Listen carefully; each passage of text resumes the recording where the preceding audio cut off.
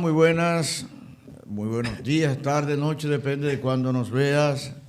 Estamos aquí de nuevo nosotros con este podcast La Verdad para entrar dentro de las casas de ustedes, llevando un poco de claridad ahí a nuestra vida. Hoy estamos solos el padre Ramón y yo.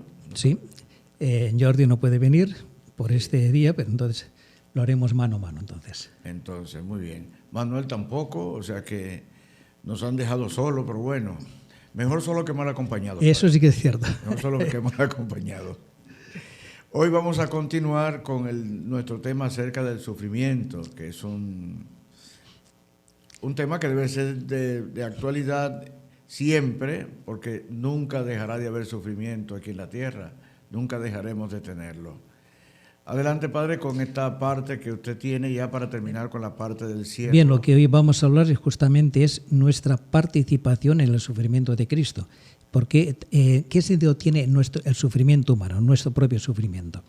Para eso tenemos que partir de los cantos del siervo de Yahvé, donde ya aparece una realidad nueva acerca del sufrimiento, en que hay alguien que libremente asume el sufrimiento y paga las consecuencias de otros, del mal de otros, para redimir.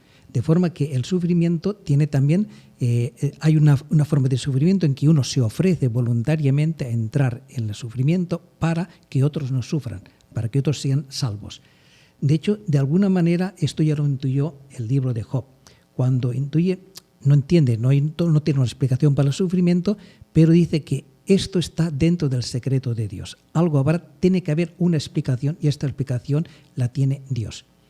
¿Y cuál es esta explicación? Si es que podemos hablar ¿cuál es la respuesta de Dios ante el sufrimiento? La respuesta de Dios es la cruz de Jesucristo, en el que Dios ha entregado a su propio Hijo, lo ha dado por nosotros, nos lo ha dado y lo ha puesto en nuestro servicio para que Él nos redime, para que Él nos salve de esto que es el sufrimiento, que no olvidemos es consecuencia del pecado del hombre. O sea, Dios no ha creado el sufrimiento lo hemos introducido nosotros. Ha sido por nuestra rebelión el hombre que se ha apartado de Dios, que al apartarse de Dios ha conocido la muerte y la muerte engendra dolor, engendra sufrimiento. Entonces, Dios, ¿qué es lo que hace? Ante esta situación, Él ha asumido esta realidad y ha entrado en nuestra historia para redimirnos. Ha ofrecido a su propio Hijo. De hecho, los sacrificios que había en la antigua alianza de corderos, de machos cabríos, estos no tenían poder de salvar ni de redimir. Porque Dios dirá, no quiero vuestros sacrificios, ¿qué me importa? Todo es mío, lo que me estoy ofreciendo no me sirve, digamos así, para nada. ¿Cuál es el único sacrificio que Dios ha aceptado? El único sacrificio que Dios ha aceptado ha sido la ofrenda de su propio Hijo, que por obediencia, por amor, ha entrado en la voluntad del Padre y ha entregado su propia vida para salvación de los demás. O sea que Jesucristo ha venido aquí a la tierra, ¿verdad? Por puro amor y misericordia de Dios para nosotros. Y entonces ha querido padecer lo que nosotros padecemos, ¿verdad? Pero padecer no simplemente por padecer, sino para salvar, para redimir. Y nos ha mostrado lo que es el amor hasta el extremo. El amor hasta el extremo que lleva hasta la entrega de la propia vida y que entrega, que es muerte y muerte de cruz, como dirá San Pablo, la carta a los Filipenses se entregó hasta la muerte y muerte de cruz, para mostrarnos hasta dónde puede llegar la locura del amor de Dios para con nosotros. Pero lo importante es que en ese sufrimiento Dios nos ha querido hacer partícipes a nosotros. No porque Él necesite de nuestro sufrimiento, sino que nos ha querido que nosotros tomemos parte en este sufrimiento, pero no olvidemos que el sufrimiento tiene como objetivo la salvación, que la cruz termina en la resurrección, en la victoria precisamente sobre la muerte y sobre el dolor. Y ha querido que nosotros tomáramos también parte en esta victoria que Él asume con respecto a la muerte y al dolor. Bien, a mí me hace pensar en el mismo José, ¿verdad? Que Dios le permitió un sufrimiento grande, sus hermanos que lo vendieran, en la casa de Potifar, todo eso por allí, pero al final cuando se encuentra con sus hermanos entiende que esta historia de sufrimiento que tuvo fue para poderlos salvar a ellos también. ¿ya? Por Así eso es. José figura de Jesucristo. Hay un sufrimiento que contribuye a la salvación, a la liberación de otros. José sufre para que sus hermanos puedan, digamos, no mueran con respecto a la hambruna que iba a desatarse y para la salvación de su propia familia. O sea, que fue una previsión de Dios precisamente para eso. Exactamente. Bueno, hay una cosa muy importante que nos dirá San Pablo, dirá, yo comparto los sufrimientos de Cristo y completo en mi carne lo que le falta a la pasión de Cristo. ¿Es que a la pasión de Cristo le falta algo? No, no le falta nada. Pero, sin embargo, Él ha querido que nosotros tomáramos parte en este sufrimiento, porque no olvidemos que Cristo y nosotros formamos un solo cuerpo. Cristo, la cabeza del cuerpo, que es la Iglesia, y nosotros somos sus miembros. Entonces, es necesario que aquello que se ha cumplido en la cabeza del cuerpo se dé también en cada uno de los miembros de este cuerpo. De hecho, en el libro del Apocalipsis nos dice que al abrir el quinto sello están los que han sido degollados por la proclamación de la palabra de Dios, que piden a Dios que les haga justicia. Y Dios dice, tened paciencia hasta que sea completado el número de vuestros hermanos.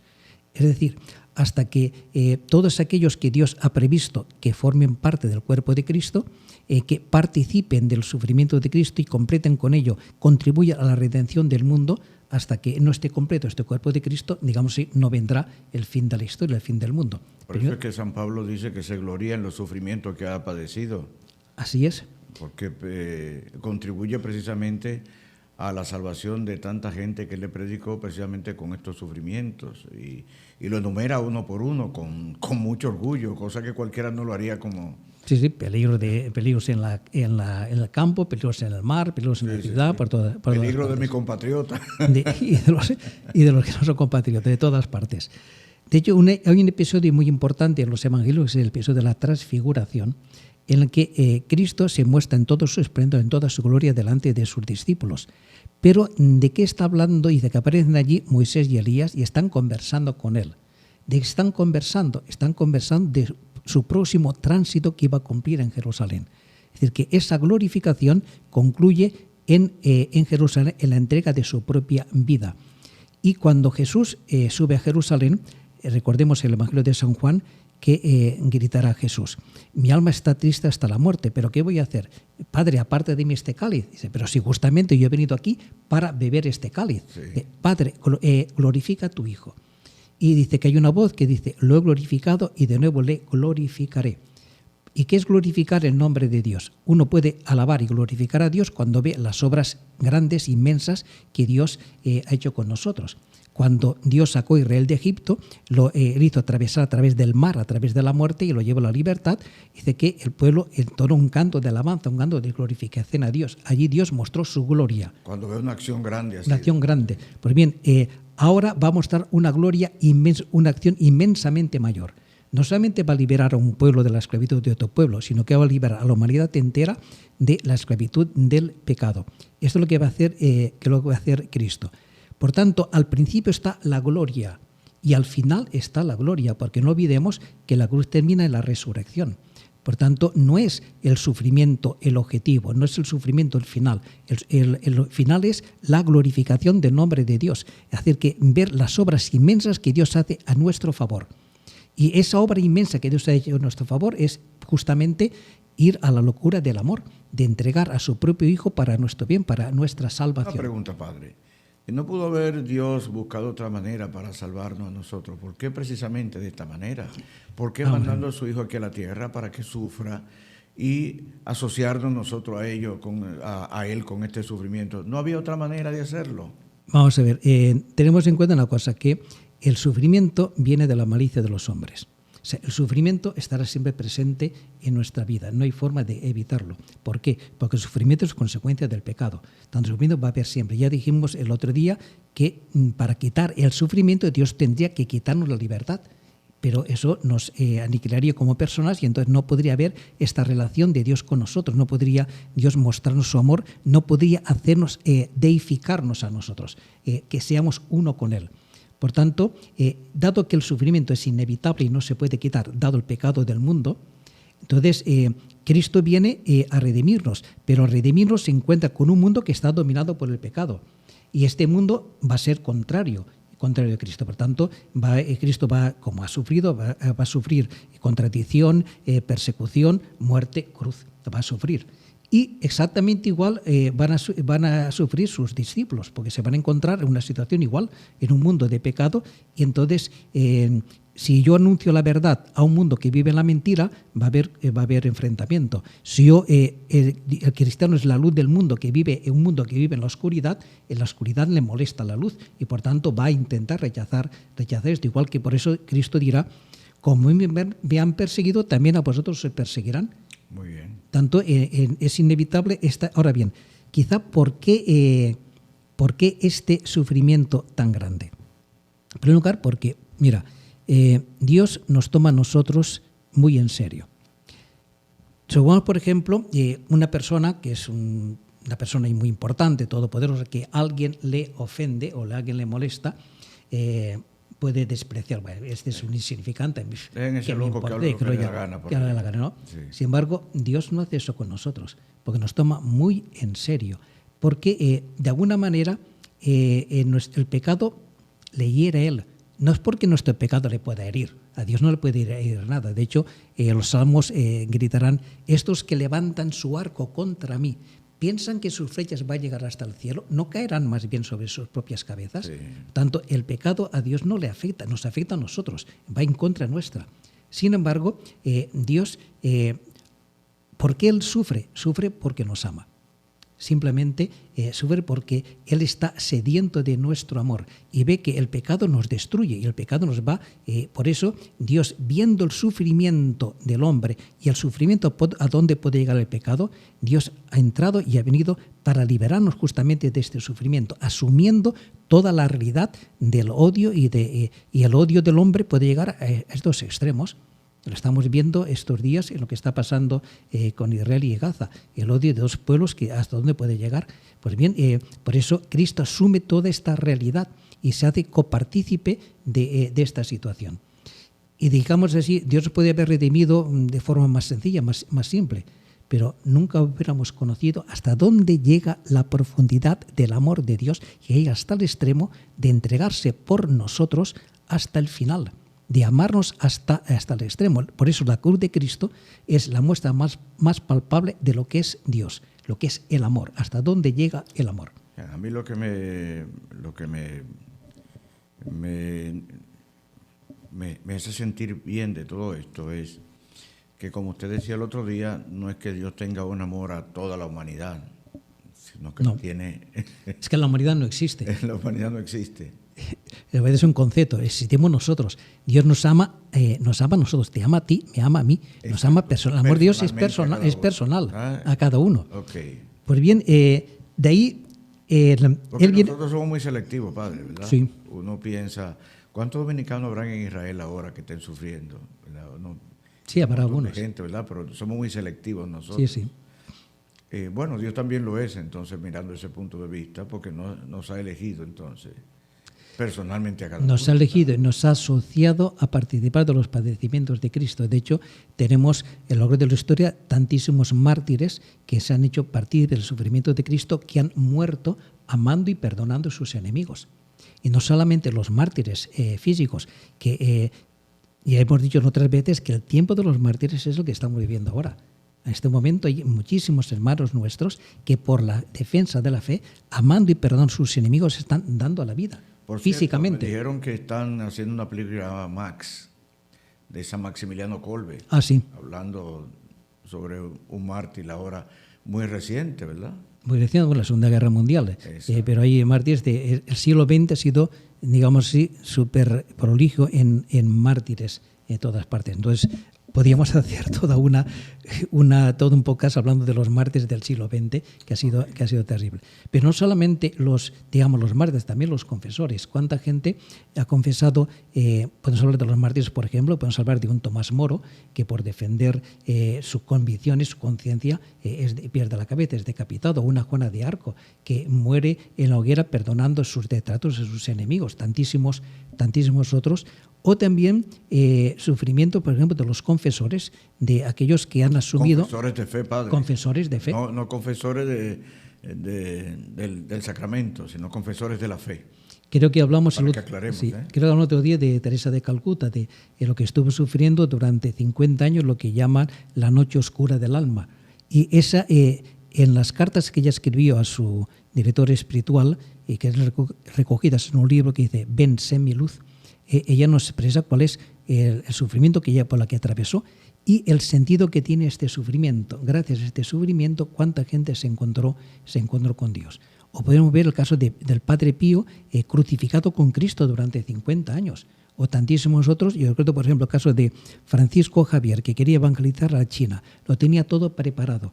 Y precisamente por causa de un hombre, un tal Andrade, que era el que gobernaba un poco en aquella zona en Malaca, en nombre del rey de Portugal, le prohibió, le secuestró el barco y le impidió ir.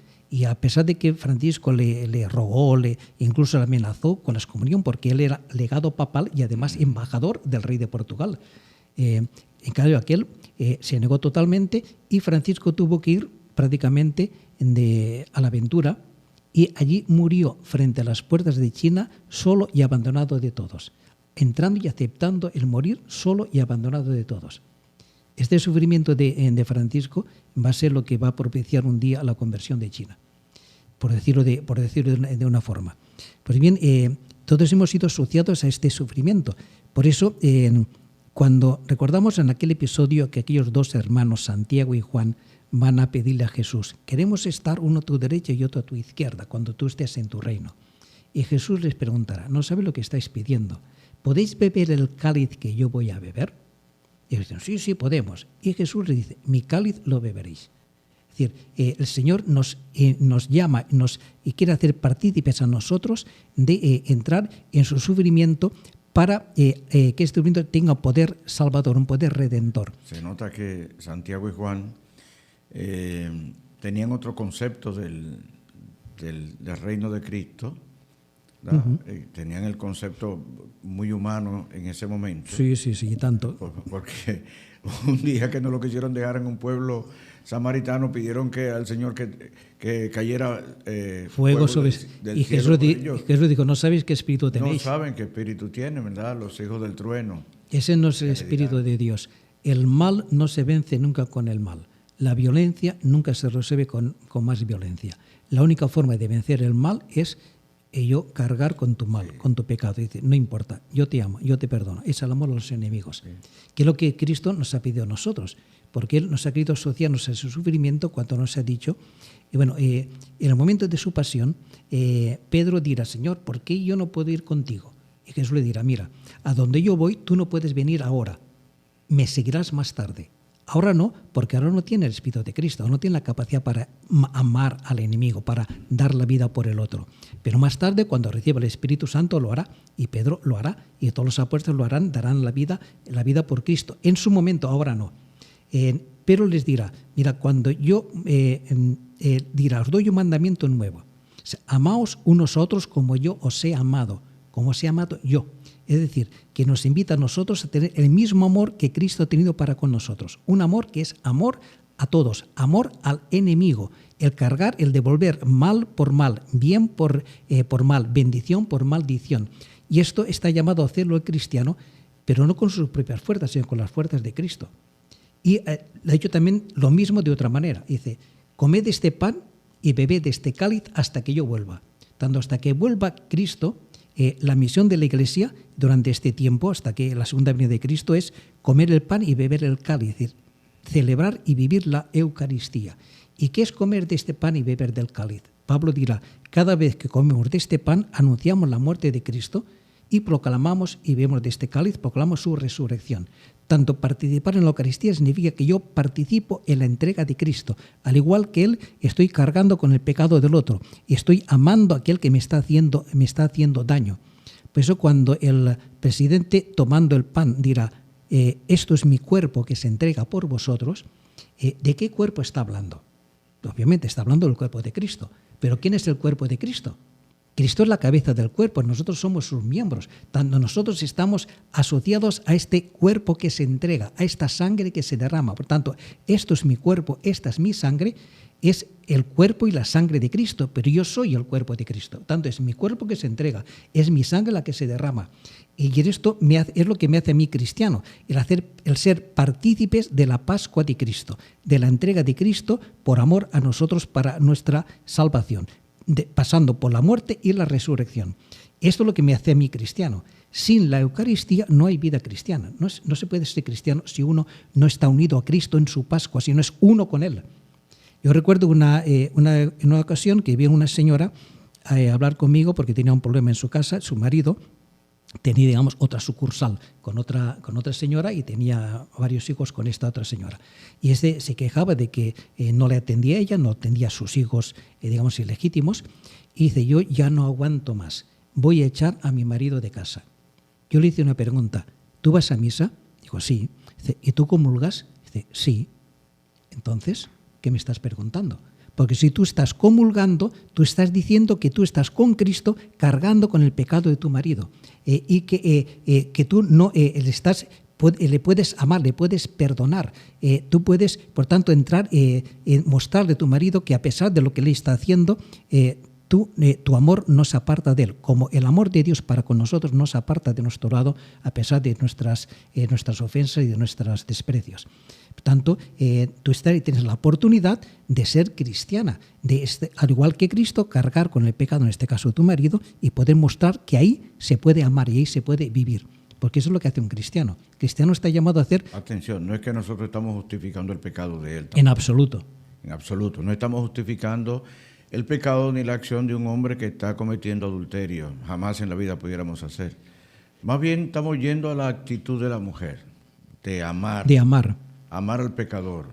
Y de poder, y amándole, ¿qué es lo que puede cambiar la actitud de esta persona? Lo que puede cambiar es que se sienta amado, que se sienta acogido, que se sienta perdonado, que no es despreciado, que no es rechazado, porque lo que sale de nuestro corazón es eso, cortar, no aguanto más, vete tú, se acabó. Eso es lo que sale de nuestro corazón. El sentimiento normal de nosotros, ¿verdad? Vamos a decir algo humano, en el sentido de la humanidad caída que tiene el pecado, es que nos resistimos a esta situación, todo el tiempo nos resistimos. Y hay gente que le cuesta hasta última hora. O sea, yo pensando en los apóstoles, cuando Jesucristo dice en el sermón aquel del Jueves Santo, que dice, el que tenga un manto que lo venda y que compre una espada, y los apóstoles se pusieron contentos. Aquí hay 2 espadas, aquí hay 2 espadas. Si él va a pelear, vamos a pelear de una vez. Jesucristo tiene que decir basta, no habían entendido nada. No habían absolutamente nada. No habían entendido absolutamente nada. O sea, que si alguien ve que tiene un corazón de esa manera que se le hace difícil, es necesario realmente que Jesucristo muera y resucite y nos dé su espíritu para poder aceptar una situación como poder hacer eso. No es tan humano. Precisamente llegar a lo divino, ¿verdad? Es algo divino. Necesita tener el amor mismo de Dios que se infunde en nuestros corazones. Por eso, ante el sufrimiento hay 2 respuestas, digamos, extremas. Quien no tiene fe y quien tiene fe. Te pongo un ejemplo que sucedió hace unos años en España. Había un señor llamado Ramón San Pedro que por medio de un accidente quedó tetrapléjico, o sea, paralizado de cintura para abajo. Este hombre no aceptó su situación y vivía siempre renegando, maldiciendo y quería salir de ese momento suicidándose. Y de hecho pidió el suicidio. En aquel momento no estaba aceptado todavía en España, pero bueno, alguien se ofreció y le quitó la vida. ¿No fue ese que fue a Países Bajos para que se le hiciera? No, es otro. Okay, está bien. De hecho, hay una película exaltando el coraje de este hombre que hace la valentía, la cobardía. Paralelamente había una muchacha, Olga Bejarano, que a los 23 años quedó pentapléjica, es decir, totalmente paralizada, y vivió así 21 años, murió a los 44. Y esta muchacha... que no podía simplemente mover, solamente creo que podía mover un dedo meñique y algo de los párpados de los ojos. Y todo lo demás no podía mover absolutamente nada. Y sin embargo, llegó a escribir 4 libros. 4 libros fueron de una especie de comunicación que consiguió con sus enfermeras, que le iban traduciendo sus gestos. Sí. Hablando, por ejemplo, los garabatos de Dios, Garabatos Voz de Dios, papel, etc. 4 libros se llegó a escribir. En la que ella muestra su experiencia, su situación de una situación que no entendía. Incluso llegó a escribir a este Ramón San Pedro. Este Ramón San Pedro, yo no entiendo cómo tú puedes aguantar esto. Dice, le decía, yo tengo tantas ganas como tú de irme, pero sé que este sufrimiento tiene un sentido, tiene una razón de ser, porque desde la fe veía que él estaba, era de alguna manera, era una gracia que Dios le había concedido, porque a través de este sufrimiento, cuando es libremente aceptado, tiene un poder redentor, un poder salvador. Ramón San Pedro acabó suicidándose, en cambio Olga Bejarano murió cuando Dios le llamó, pero dejando un ejemplo de lo que es la aceptación del sufrimiento para aquel que tiene fe. Porque Dios hace una cosa, lo más inútil que es el sufrimiento, de eso ha hecho algo sumamente útil. Aceptando libremente ese sufrimiento tiene poder redentor. Dios ha hecho de lo negativo, ha hecho que tenga poder para redimir y salvar a otros. Si quieres, no me resisto a leer. Atención, yo siempre lo que me gusta acotar es que no hay manera de que ninguna persona se pueda escapar del sufrimiento. No la hay. No, aún que se busquen opioides o en fin, lo que sea, cualquier tipo de cosa, no hay manera de que podamos escapar del sufrimiento. ¿Y por qué no podemos escapar del sufrimiento? Porque el sufrimiento está metido en toda la existencia de la humanidad precisamente por el pecado del hombre, por el rechazo de Dios. Y este pecado está presente y por tanto el sufrimiento es la consecuencia de este pecado. No necesito leer un texto de, no sé si alguien conocerá a Emmanuel Mounier. Emmanuel Mounier es un filósofo francés que fue del personalismo. Él tenía una hija pequeña que a través de una meningitis aguda quedó completamente paralizada. Ella escribe un libro titulado Cartas desde el dolor, cartas que escribía a su mujer, porque estamos en el momento de la Segunda Guerra Mundial y él estaba prisionero de aquí de los alemanes. Decía lo siguiente: algo ha sucedido, algo grande, y no es una desgracia. Tan solo quedaba permanecer en silencio delante de aquel joven misterio que poco a poco nos ha ido invadiendo de su gozo. Recuerdo cuando llegaba a casa.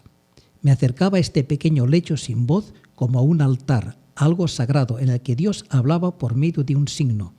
Una tristeza que mordía hasta lo más profundo, pero ligera, transfigurada, y en torno a ella no encuentro otra palabra, una adoración. Misterio que puede ser solo de bondad, que es preciso atreverse a decirlo, una gracia demasiado grande, una hostia viva entre nosotros, muda como la hostia, radiante como a ella. Y a pesar de estos momentos atroces de soledad y angustia, la guerra ha terminado por sanarnos de la enfermedad de François, así se llamaba la niña. Okay. Tantos inocentes destrozados, tantos inocentes arrebatados. Estamos en la Segunda Guerra Mundial. Esta niña inmolada día a día era quizá verdaderamente nuestra presencia en el horror del tiempo. Como a través de esta enfermedad de esta niña, de alguna manera, Dios estaba salvando y estaba redimiendo a tantísimas otras personas. Pero vuelvo a repetir, el sufrimiento, que por sí mismo no tiene ninguna razón, no tiene ningún sentido, Dios de algo que es pura negatividad ha hecho algo sumamente positivo.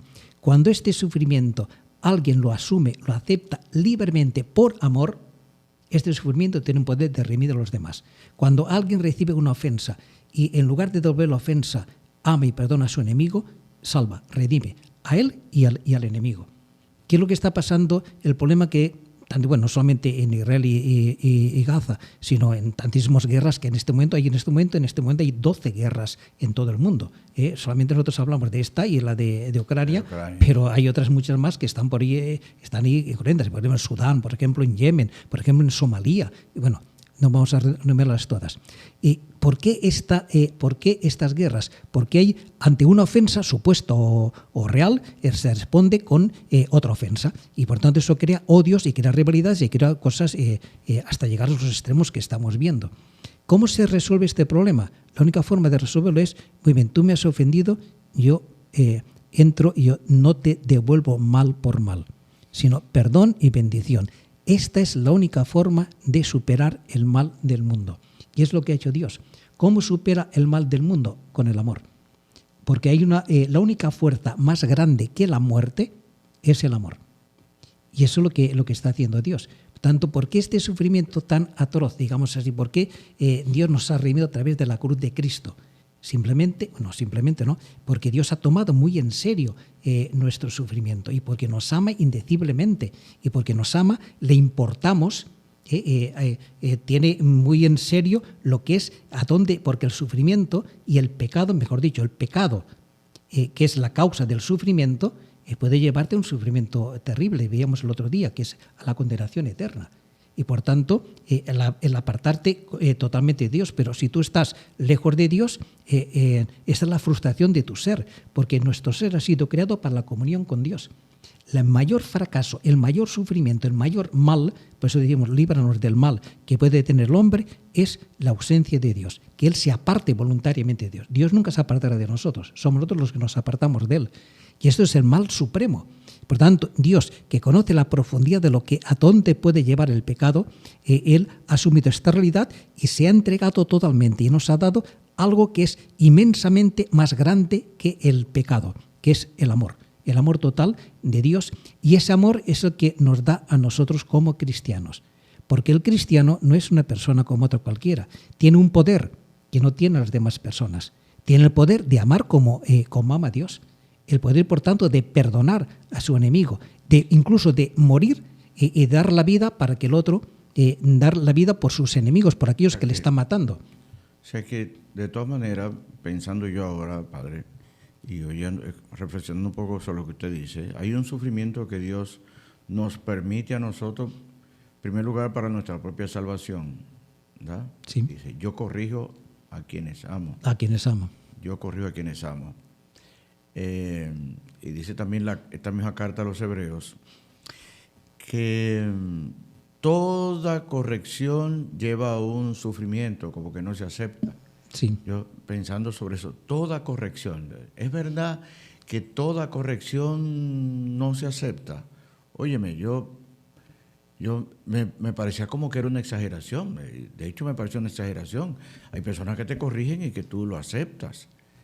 El problema es que la carta a los Hebreos habla de la corrección en la historia, que esa sí es verdad que no la aceptamos ninguno. Sí. Cuando tenemos un sufrimiento que Dios nos permite y que al final uno dice, ven acá, yo no soy hijo de Dios, ¿cómo es que Dios no me permite, no me saca de aquí de esto? ¿Tú sabes cómo corrige Dios? La prueba más palpable es la parábola del hijo pródigo. Cuando el hijo se aparta del padre, reniega del padre, desprecia al padre, le pide la herencia, que es decir, muérete, porque la herencia solamente se puede pedir cuando el padre ha muerto. O sea, este hijo despreció totalmente a su padre. ¿Y qué es lo que hace el padre? No le exige, no le obliga, no le fuerza, no dice, aquí te quedas tú o se acabó, no, sino que le deja libre. Dios nos deja a nosotros libres cuando nosotros nos marchamos. Y esa libertad que nos deja, ¿a dónde lleva? Cuando uno se aleja de la palabra del Padre. ¿Qué le pasa a este hijo pródigo? Que al principio muy bien, todo muy bien, pero cuando se acaban los cuartos es despreciado, es rechazado, queda solo y queda en la más profunda humillación. Dios permite, por eso la corrección en la historia, que a veces con cosas de nuestros pecados permite que caigamos en situaciones terribles, en situaciones tremendas, porque es ahí donde podemos recapacitar, como hace este hijo pródigo. Dice, qué necio he sido. En la casa de mi padre todo el mundo vive bien, yo aquí me estoy muriendo de hambre. O sea, Dios permite que el hombre en su pecado se aparte de él, y este pecado le lleva a la frustración total, porque el pecado nos lleva a la muerte. Y es en esa situación donde, es decir, la corrección en la historia, es donde te lleva esto, donde el hombre puede recapacitar y entonces puede volver y el Padre te está esperando, te está guardando, es decir, hay una corrección inmensa, digamos así, delicadísima que hace Dios con nosotros porque nos ama, nos deja libres. Y en la libertad podemos hacer lo que nos da la gana y podemos llevar a lo más profundo de la miseria, pero ahí es donde nos está esperando Él, para que podamos recapacitar. Muy bien. Entonces, esta es ¿qué podemos hablar del sufrimiento? Pues es un misterio, pero este misterio solamente lo podemos entender desde la eternidad. Es decir, nuestra vida no se limita a los 80, 90 o 100 años que podamos vivir en esta tierra. Nuestra existencia es eterna. Y nuestra existencia está llamada a la comunión directa con Dios, a ser uno con Dios. Y eso es lo que el objetivo de Dios y es lo que Dios quiere para nosotros. Y si nosotros en nuestro pecado hemos introducido el sufrimiento y la muerte, Dios, ¿qué es lo que hace? Pues nos ayuda y coge este mal que nosotros hemos introducido y lo transforma en bien. La forma de transformarlo en bien es el amor, es donando la vida Él por nosotros, y nos invita a que nosotros podamos entrar también en este misterio de amor, dando la vida por los demás, porque esta es la misión del cristiano. ¿Qué hace el cristiano en este mundo? ¿Cuál es la misión que tiene en este mundo? Completar en mi carne lo que le falta a la pasión de Cristo. Al igual que Él ha mostrado que es el amor más grande, yo estoy llamado también a mostrar ante el mundo el amor más grande. Y el amor más grande es el amor al enemigo. Ese es el amor más grande. Es lo único que redime y lo único que libera al hombre del sufrimiento. Y cuando aparece un sufrimiento, tener presente que este sufrimiento es una gracia que Dios nos concede. El sufrimiento es una gracia de Dios, porque a través de este sufrimiento nos va purificando de nuestras imperfecciones, de nuestros pecados, de todo aquello que nos aparte de Dios. Porque lo importante es la comunión con Dios, porque lo importante es nuestra vida eterna. Y por tanto, yo no puedo estar en comunión con Dios. Veamos, por ejemplo, el evangelio de este domingo, los invitados a la boda. Dios nos invita a participar en la boda del banquete de su Hijo, pero nos invita a participar no como comensales, sino como esposa. Este banquete de boda del Hijo es la boda del Cordero con su iglesia, que somos nosotros. Dios quiere hacerse uno con nosotros, pero para poder entrar en este banquete de bodas hace falta tener el traje de bodas. Ese traje de bodas que es el vestido nupcial, que es el traje que se nos ha concedido a nosotros en nuestro bautismo. Se nos vistió con un traje blanco, que es signo de tener los mismos sentimientos de Cristo. Nos revistió de Cristo, porque para ser esposa de Cristo, la esposa y el esposo están llamados a ser una sola carne. Yo para ser la esposa de Cristo estoy llamado a ser una sola carne con Él. Por eso tengo que tener los mismos sentimientos que Él. Por eso tengo que ser transformado en Él. Y Dios me prepara a través del sufrimiento, nos va preparando. Me ayuda a despojarme, a hacerme pequeño, a hacerme humilde, a aceptar la realidad como soy. Y este sufrimiento tiene este poder de transformarme a mí, de hacerme más auténticamente humano, hacer más auténticamente hombre. Bien. Esto es por eso los sufrimientos siempre es una gracia de Dios que nos ayuda para este encuentro definitivo con Él. Muy bien. Del sufrimiento pues, todavía podemos decir un montón de cosas. No acabaríamos nunca.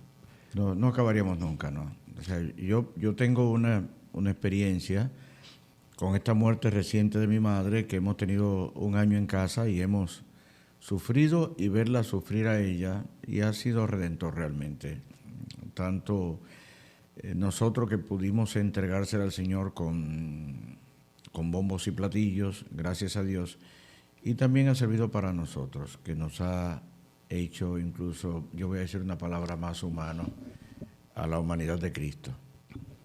Bien, esperemos que estemos aquí el próximo día, que vendremos también con otro tema interesante. Mientras tanto, no se olviden, denos like, suscríbanse todavía, pueden haber más personas que estén aquí con nosotros, y muchísimas gracias por estar ahí, los tenemos presentes. Yo quiero decir dos cosas antes de terminar. Una cosa es importante: Dios tiene sed de nosotros, tiene sed de nuestro amor. Cristo en la cruz dice: tengo sed de nuestro amor, que es lo que dijo Teresa de Calcuta. Ven, yo tengo sed, vese mi luz en medio del sufrimiento de los pobres más pobres. Y es lo que Dios quiere de nosotros. Y por último, quiero decir que si alguien está interesado, hay este libro, se llama El misterio del sufrimiento, donde explicamos un poco toda esta cosa con mucho más detalle. Este libro está agotado, pero esperamos próximamente ponerlo en la nube, digamos así, para que se pueda tener acceso. Ya diremos el cómo y de qué manera. Ok. Con estas palabras entonces terminamos hoy. Esperamos verlo el próximo jueves.